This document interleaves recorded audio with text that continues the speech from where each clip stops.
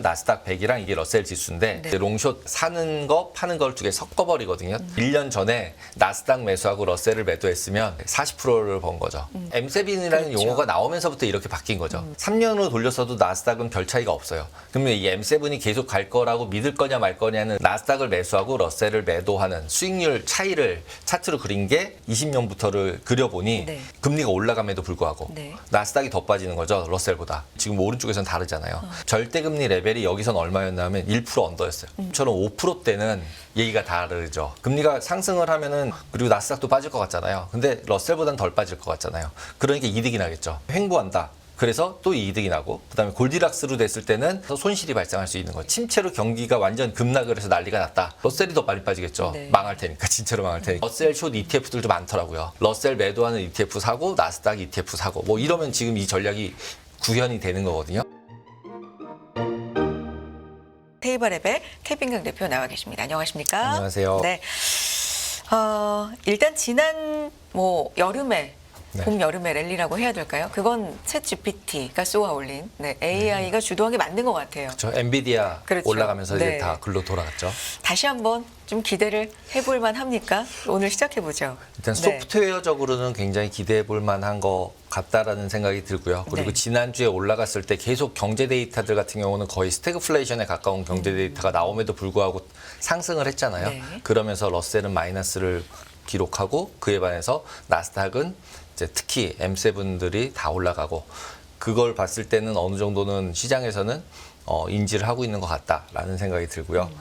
그 그림을 그냥 저도 이제 처음으로 유료화를 써봤는데 네. 그림을 되게 잘 그리더라고요. 이제는 더 쉽게 한 화면에서 옛날에 뭐 달리라는 데로 옮기고 이래야 되는데 네. 그냥 이제는 챗GPT 내에서 그냥 그림 그리라고 하면 그림 그리고 PDF를 넣어주면 PDF도 들어가고 챗 GPT가 그린 거예요? 네, 챗GPT가 그린 거예요. 그래서 그 베어마켓인 것 같이 생겼는데 챗GPT가 나타나서 주가를 끌어올리는 그림을 그려봐. 이렇게 그려줬어요. 아, 대표님이 그렇게 네. 글자를 입력하신 썼더니, 거예요? 썼더니 이렇게 그려준 거예요. 뭐라고 다시 한번요. 그러니까 베어마켓인 것 같은 경제 데이터들이 나오잖아요. 그래서 네. 베어마켓인데 주가가 올라가는데 그 이유가 이제 챗GPT가 이걸 밀어 올리고 있다라는 식의 그림을 그려봐 그랬더니 얘가 이렇게 발로 챗GPT가 튀어서 올라가는 거고 곰이 이렇게 내려 찍는 그림을 그리면서 주가가 올라가는 그림을 그리는 거예요. 아, 베어마켓인데 네. 주가는 올라가고 있는 거 알겠어요. 근데 그 달려가는 애가 약간 로봇스러우니까 로봇이죠. 예. AI가 그 원인이다라는 것까지 입력하셨다고 했으니까. 얘가 이제 챗GPT가 저 AI라는 표현보다 저는 챗GPT라고 썼는데 자기가 이렇게 그렸어요.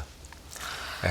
그래서 이게 점점 이제 이런 쪽으로 돌아가고 있다라고 보시면 되고, 네.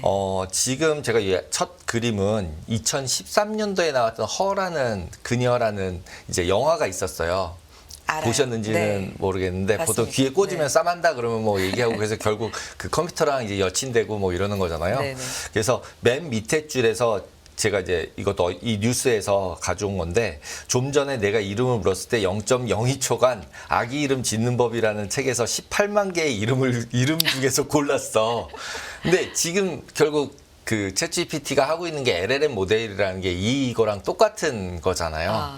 그래서 이게 점점 우리도 좀 있으면은 사만다가 나와서 우리도 귀에 꽂고 이제 얘랑 얘기하는 시대가 되지 않나. 근데 이게 생각해 보면 10년 전 영화예요.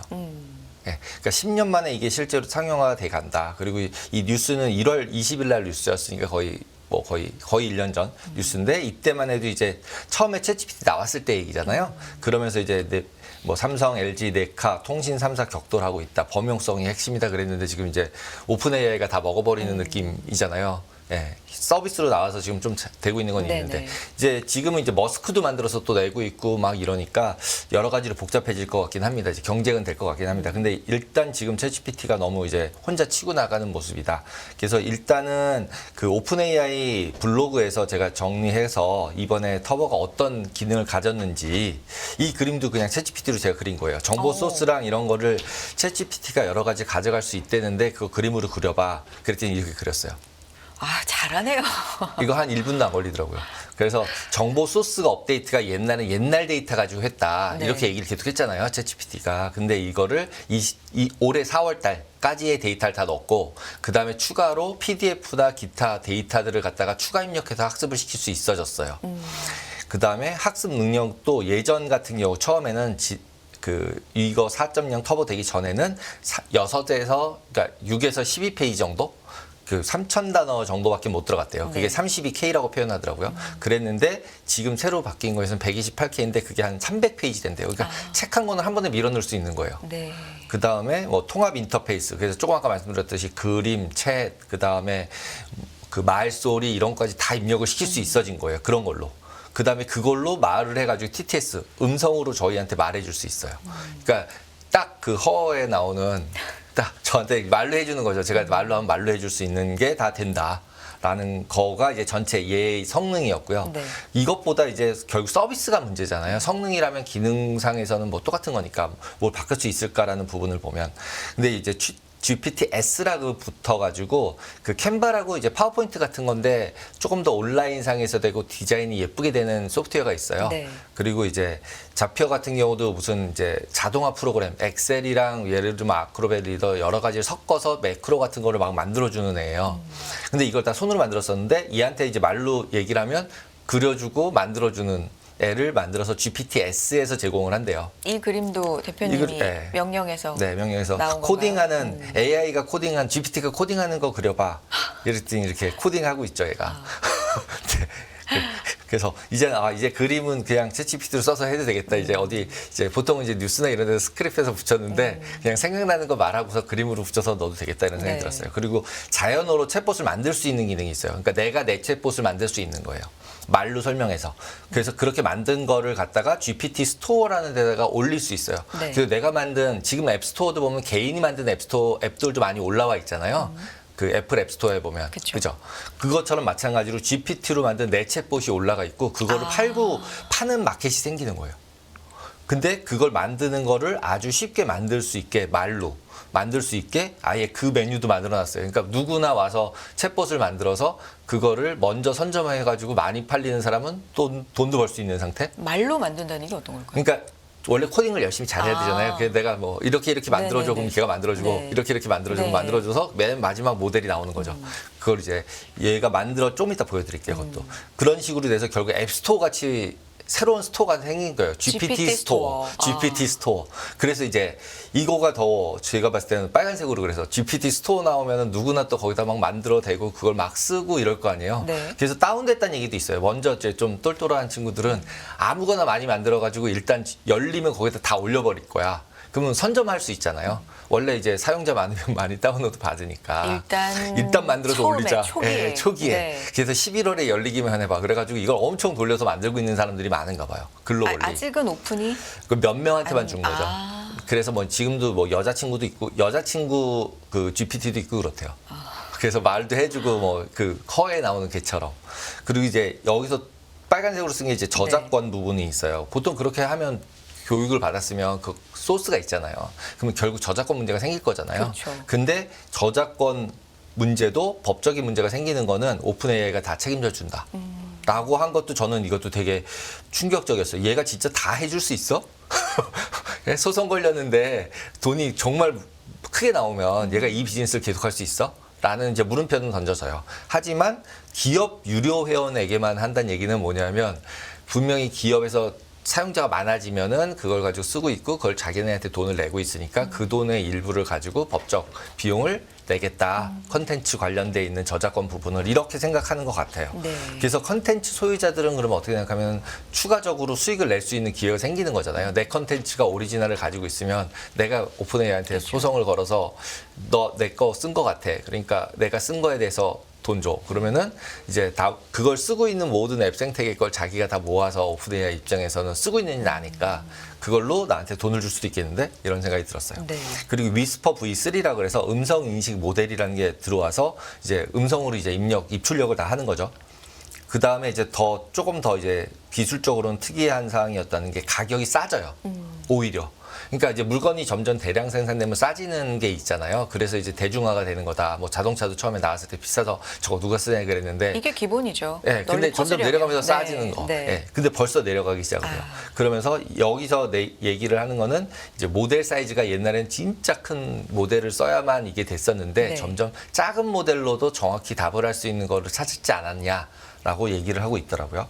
그래서 이제 비용 부분으로 보면은 이렇게 이제 되게 싸졌어요. 그러니까 예전 같은 경우는 아까 말씀드렸듯이 뭐 16페이지밖에 안 들어갔는데 0.03달러였다면 그걸 0.01이니까 3분의 1 가격으로 싸지는 거거든요. 벌써. 그러니까 이제 나머지 애들이 추가로 따라온다고 했을 때 과연 가격 경쟁력을 따라올 수 있을까? 다른 회사들이 만들었을 때. 네. 이런 부분들도 들어졌어요. 그리고 이제 이게 모델 사이즈가 작아졌다는 게 큰 것 같아요. 이제 리소스를 덜 쓰니까 그냥 더 싸게 받는 거죠.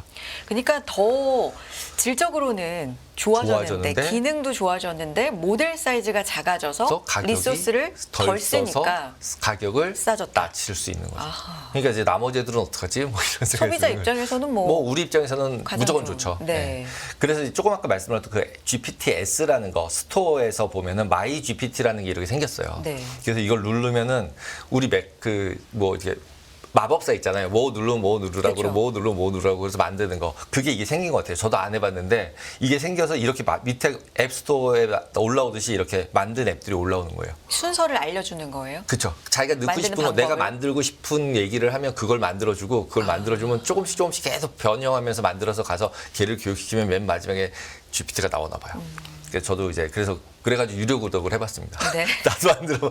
저도 이제 코딩을 못 하는데 얘가 있으면 할 수도 있겠는데 뭐 이런 생각이 들어서 해보셨어요? 네, 해봤습니다. 그래서 저는 이게 이제 앱생태가 같은 GPT 앱 스토어 같은 그걸 앱이라고 부를지 뭐라고 부를지 모르겠지만 GPT로 만든 상품들 GPTS라고 불리우는 것들이 많고 그중에 다운로드를 많이 받으면 수익화를 할 수 있고 그런 세상이 하나가 열리는 거고 그다음에 이거 새로 만들어준다 그랬잖아요. 그러니까 네. 이게 I/O, 그러니까 인풋하고 아웃풋을 말로 하는 형태. 옛날에 마우스가 없을 때는 키보드만 썼었는데 실제로 마우스 나와서 마우스를 다 쓰잖아요. 그렇죠. 윈도우 나오면서 마찬가지로 하나의 입력 수단으로서 이제 말이 확실하게 입력 수단으로 바뀌는 거죠.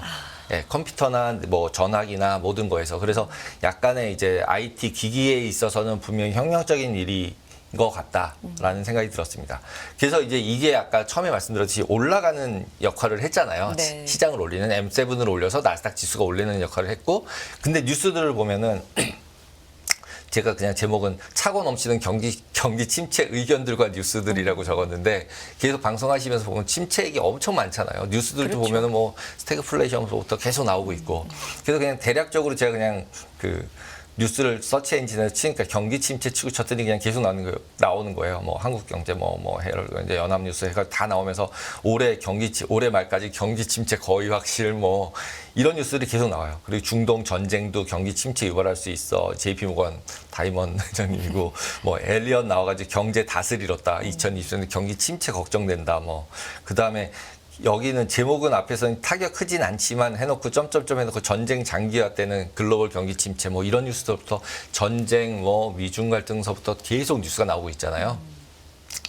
이런 상황인데도 불구하고 장은 올랐어요. 네. 근데 러셀은 빠졌어요. 어제 말씀드린 것처럼. 네네. 그러면 생각을 해볼 때 고금리도 어느 정도 지속이 되고 그 다음에 이렇게 기술 발전이 계속돼서 생산성이 좋아진다면 기술 기업들이 네. 그렇다면 그냥 단순하게 딱 생각했을 때는 나스닥을 사고 그다음에 러셀을 팔면 혹시 침체가 와서 주가가 빠지더라도 나는 괜찮을 수 있지 않을까?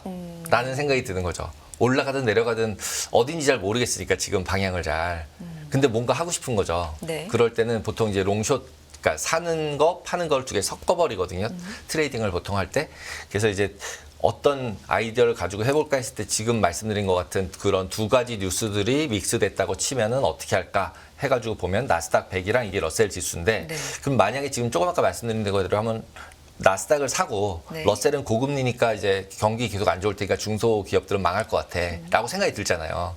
그러니까 하나는 사고 하나는 팔고 하면 어떨까라고 해서 차트를 딱 그려봤더니 이게 1년 동안 그렸더니 나스닥은 플러스 33.8%고요. 그 다음에 러셀은 마이너스 8.7%라서 40%가 이미 벌어졌어요.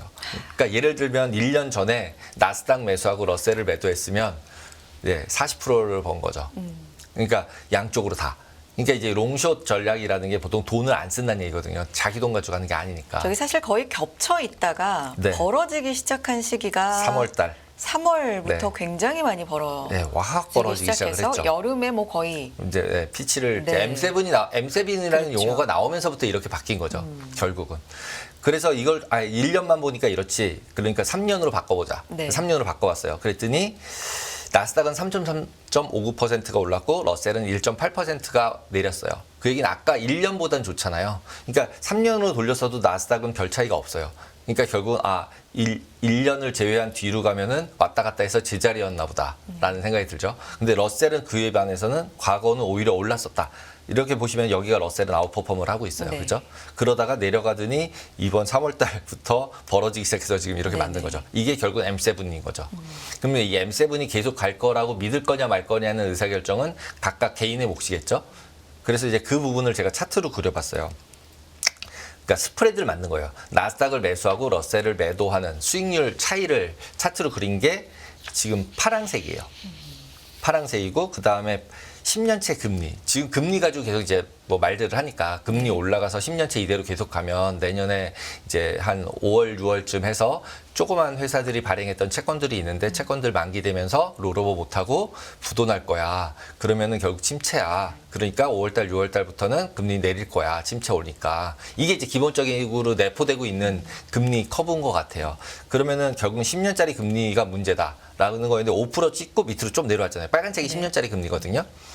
그러면은 지금 앞에서 봤을 때 금리가 올라가면은 러셀이 망가질 거야라는 예상을 한 거잖아요.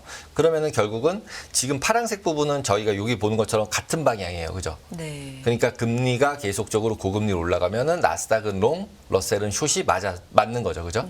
이렇게 올라가는 거예요. 그러면 지금 이 부분만 우리가 앞에서 봤었는데 이거를 그냥 무조건 이렇게 해놓으면은 안전할까라는 생각이 들잖아요. 그렇죠. 그러니까 이제 과거를 제가 쭉 2020년부터를 그려보니 네. 거꾸로 간 때도 있는 거예요. 이렇게.